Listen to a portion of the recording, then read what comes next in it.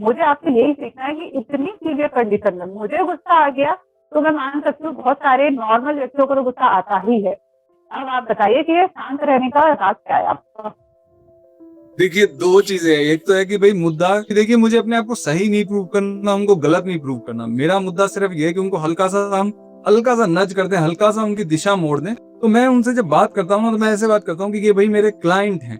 Awareness मेरा product है, मुझे इनको ये प्रोडक्ट बेचना है। आप देखेंगे सेल्समैन को कभी गुस्सा नहीं आएगा। तो मैं देखिए 2 चीज़ें याद रखता हूँ कि एक कि मैं कौन-सा दूध का धुला हूँ, मेरे में 100 कमियाँ हैं। तो अपनी कमियाँ मैं याद रखता हूँ। तो जब आपको अपनी कमियाँ याद आ जाती है ना, तो आप दूसरे की कमी को क्षमा करना आसान हो जाता है। और दूसरा ये है कि एक इंसान जैसा भी है, अगर वो बदतमीज़ी से बात कर रहा है या वो नासमझ है, उसमें उसकी गलती नहीं है, क्योंकि देखिए वो जहाँ पैदा हुआ, जिस स्कूल में उसको डाला गया, उसके माँ-बाप ने उसको जो सिखाया, उस सब में उसका हाथ था ही कहाँ? उसमें उसका क्या दोष? ये चीज़ कि सामने वाले को गुस्सा नहीं करना है, बेचारा नासमझ है, लेकिन ऑन द स्पॉट जब कोई सामने वाला आपको प्रोवोक करता है, जब बार-बार आपको ऐसे कमेंट करता है जो आपको चुभते हैं, लेकिन उसके बावजूद शांत रहना, ये बहुत बड़ी बात होती है।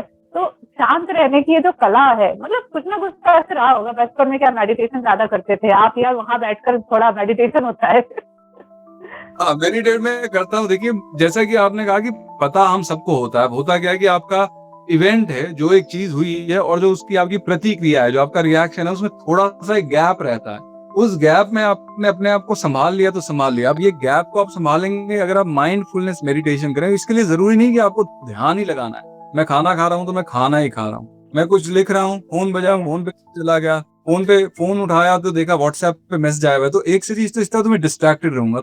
मैं अपने फ़ोन पे ना एक माइंडफुलनेस का रिमाइंडर भी लगाता हूँ। वो हर 5-10 मिनट में रैंडमली एक बेल बजाता है कि भई मेरा अगर ध्यान भटक रहा है, तो मैं जो कर रहा हूँ, वहाँ पे उसको ले आऊँ। क्योंकि कई बारी आप देखेंगे कि अगर आप किताब भी पढ़ रहे हैं, तो आप एक पूरा पन्ना पढ़ लेते हैं, आपको पता ही नहीं लगता आपने क्या पढ़ा था।